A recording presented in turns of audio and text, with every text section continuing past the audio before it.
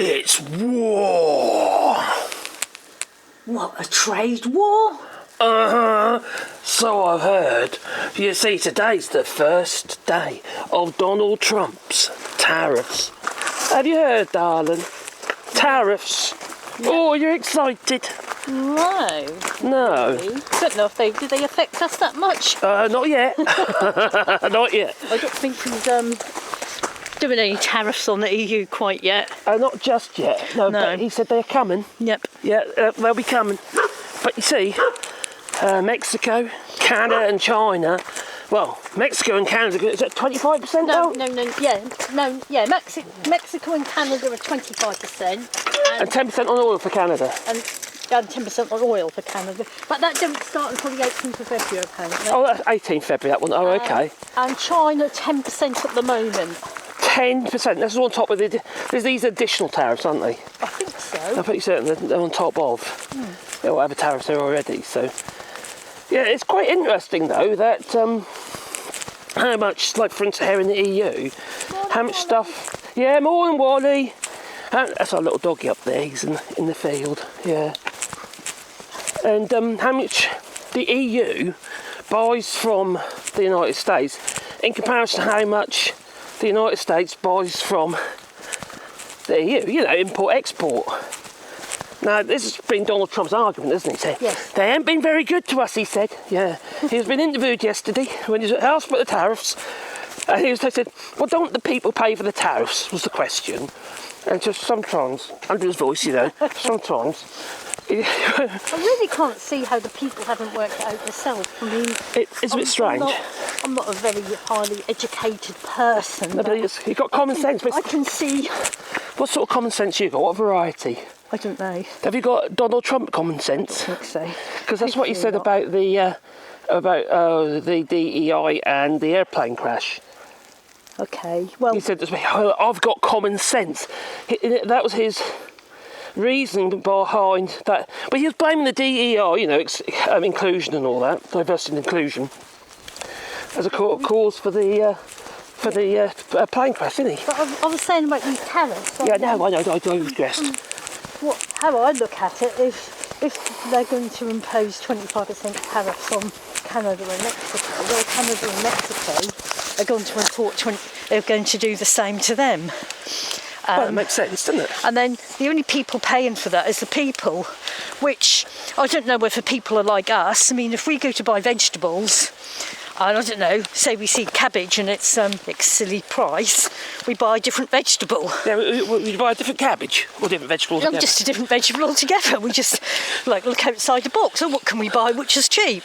Yeah, we might look at things that get frozen instead or something. Yeah, so it's going to be the same in whatever you're buying. If you're buying computer parts, if you're buying anything, you're going to look to where the cheapest place is to buy it. Yeah. Or if it's something you don't really need, you just want, you're going to think, well, shall I just leave this for now? You could argue then, Caroline, if on food-related products, if people are less likely to buy fresh products, that's going to affect their health and could affect the cost to the health service. Well, in the United States, you know, Medicare, if it still exists. I mean, a lot of people say that now. I mean, I can't see it because we cook from scratch most of the time. Yeah. But a lot of people say that it's cheaper to buy cheap frozen food. I'm going to have to change my arm, it's fallen off. Than it is to actually make food from scratch. Yeah. But personally, I can't really see that. But well, not for us, where we live in the EU. It's not always the cheapest. You know, if you like boxed foods, you know, like ready meals. They're not particularly cheap in the EU anyway. No. But they are in the UK, Caroline. Oh yes, no, you're entirely right, because I've been into supermarkets in the UK and you can get like big pizzas for like £1 or something, or you can get like, I don't know, smiley faces for £1. Oh, do we all like the smiley face? Little smiley faces? Yeah, we don't want those potato things. We've never really been one to buy overly processed. We've had a lot of snow last night. We had, about 1 millimetre? Apparently about 11 o'clock millimetre and a half, maybe. 16th of an inch. 11 o'clock last night, but I think it's disappeared now. Yeah, just to prove that we had some snow. Look, white stuff, just there, all right? And that's all melting already. Yeah. So that's all. Then snow. No snowballs. No snowmen. No. Well, the little grandchildren will be very disappointed. They will. They would have loved that, wouldn't they? I used to love that as a child when it snowed, and Mum and Dad used to take us to St James's Hill. Yeah. With a piece of cardboard. Oh, we used to go down on the. We used to do that. Go down the hill on a piece of cardboard. Yeah, we used to go to the grocer and get a cardboard box. Did your parents used to take you there? No, we used to go down ourselves with bikes. Oh, I meant when I was little. Oh. Like when you couldn't go without a parent. We used to come back with injuries. Did you? Yeah, we used to try. The road. There's a road at the bottom. We used to see how far we get to see if we get on the road. Yeah. Which was not a very good idea. Yeah, no, I can remember that. There doesn't seem to be so much snow these days. No, there doesn't. No, to be fair, it's strange weather. But didn't have any last year. you digressed now. Sorry. You've digressed now. You say I digressed. No, sorry. Sorry, guys. Guys and gals. Let's talk about tariffs then. Yeah, back on the old tariffs. So these tariffs, right? Anyone with half a brain cell knows that if you impose a tariff onto a country, the country, as in the people, have to pay the tariffs, and they will react appropriately. They will buy less products, which means that the export, say for instance in Canada or China, will look for new markets because they will sell less. And if they sell less, they've got to obviously be able to get rid of the products, especially if these are short shelf life products, food type products. So that means that less things would be coming into the country. Less stuff coming to the country, so then you get all the ancillary businesses like the shops themselves will sell less, and then you'll get the. So is it a knock-on effect, and the less things will be going out the country too? Yeah, exactly. They're both supposed to retaliate. Now I uploaded a video early this week, where in Canada people are actively looking to buy or source Canadian products instead of American-made products because of these tariffs. Because everyone was retaliating, you see. A lot of it's about sentiment, it's about feelings, as well as just business itself. This is a good thing, because I believe that people should buy things within their country. Of course they should. Because then there's less transportation of things, there's less... Yeah, no, that's true. You mean less road miles? Yeah. Yeah, which is good for the environment. Or air miles, yeah, whatever.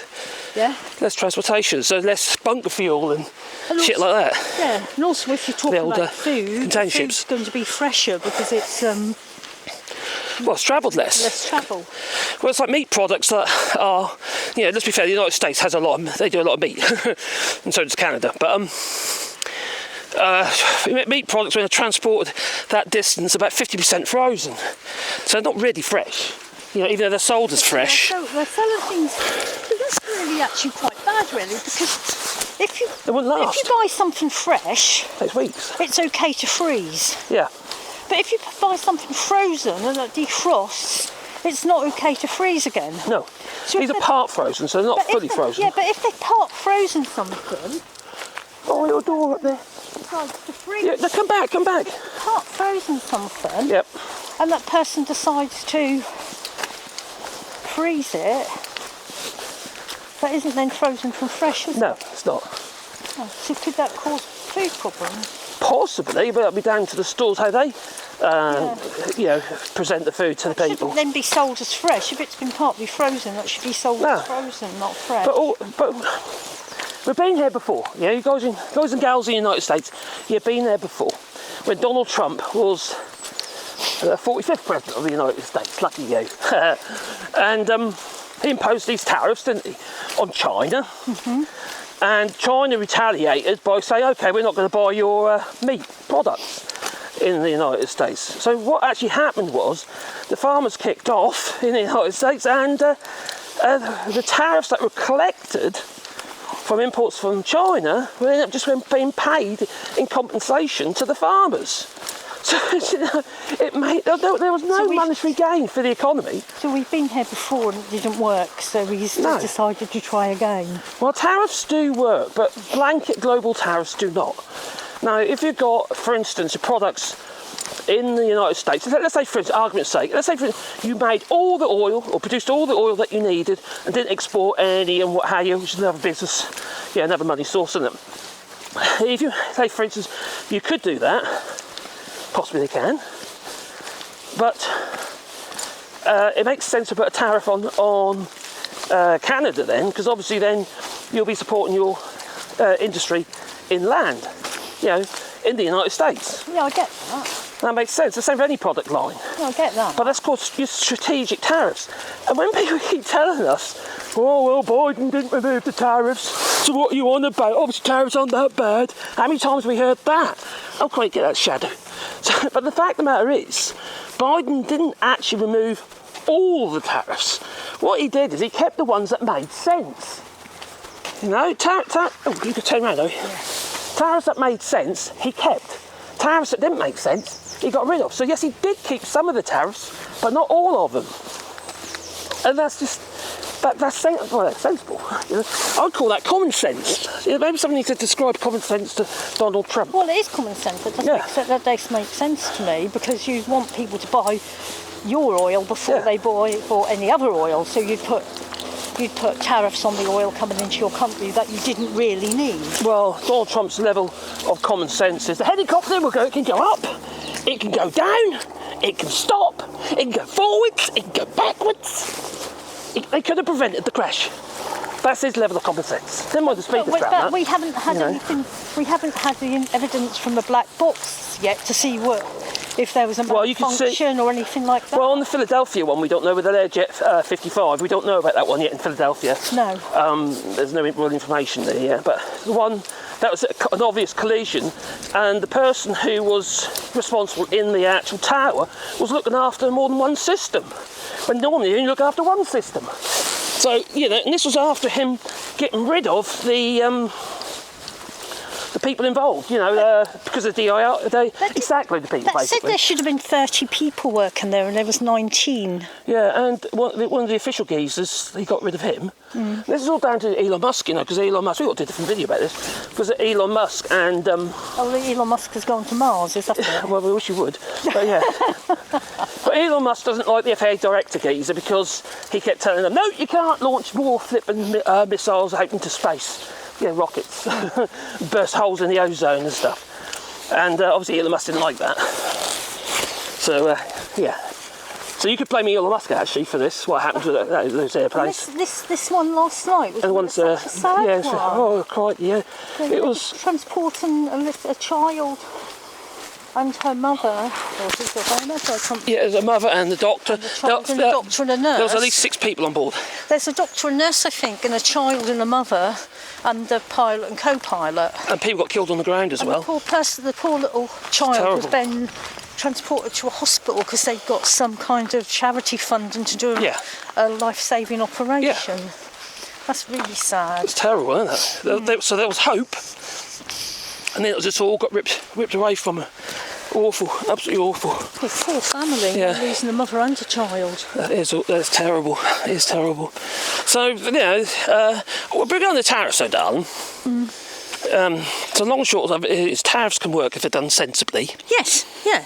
Oh, I can see how tariffs work, yeah. Yeah, but... I'm not saying I can't see... Caroline, I just can't see how they're working what he wants to do. Caroline found me an article on the EU website, Europa, and it's basically telling us what is imported and exported from the EU into the United States and vice versa. And it's quite interesting, in fact. And how come haven't you got that bit down? Hey? These are EU goods, most goods in the United States. Most exported goods to the United States. Now, pharmaceuticals is actually quite big, actually. It's about, we export around 55 billion worth that's of... import, isn't it? No, it's export to the United States. Oh, okay. So what the EU send to the United States. Okay, yeah. So, that's huge. And yet it's about 40-odd... a billion that we import from the United States, which is still quite a lot, but we do have, it was one of the closest comparisons, but we do actually buy quite a lot of cars, motor cars and motor vehicles and we export to the United States around 40 billion in cars to the United States. But the thing is, you see, we also import quite a bit from the United States, didn't we? Motor vehicles and engines and stuff. Yeah. I was quite surprised, quite a high number. Yeah. So that was quite interesting. It was, there's definitely a deficit between the EU and the United States. But when you consider that some of the biggest export categories is the motor vehicle and pharmaceuticals, but regarding motor vehicles, we don't want your giant cars here. Our roads aren't suitable for Cadillacs, you know?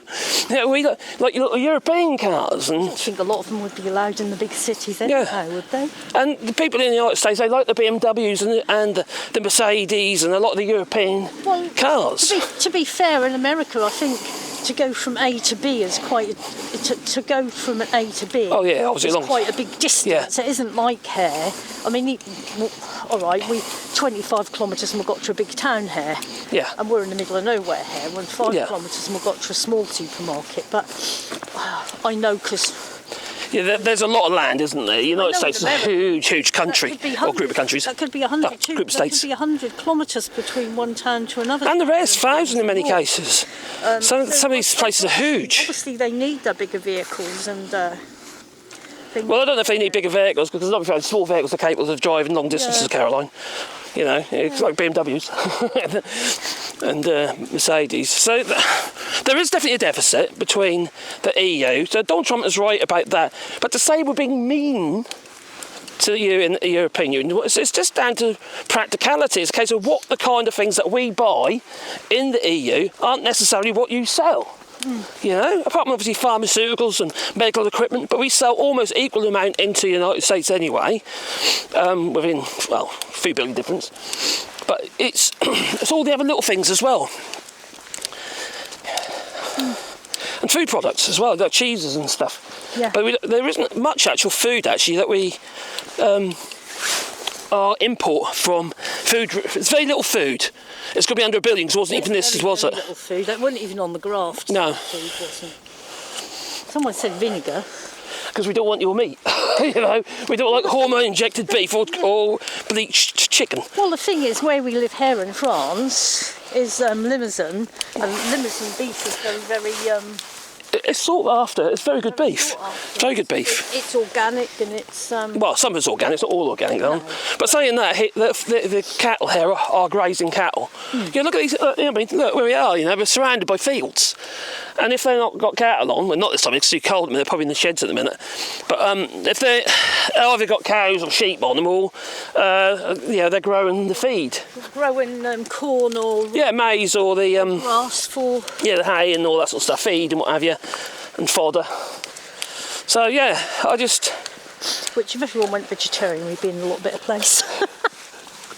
I don't eat a lot of meat, do I? No. I mean, all these fields, and none of them are used for food. Not human food. No.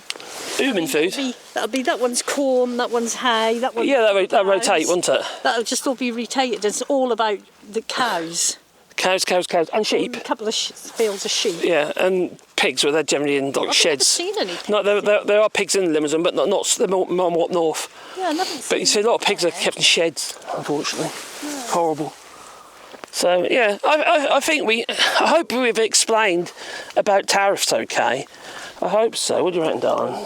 Well, I'm sure most of your subscribers have our subscribers done our. And your people watching your channel.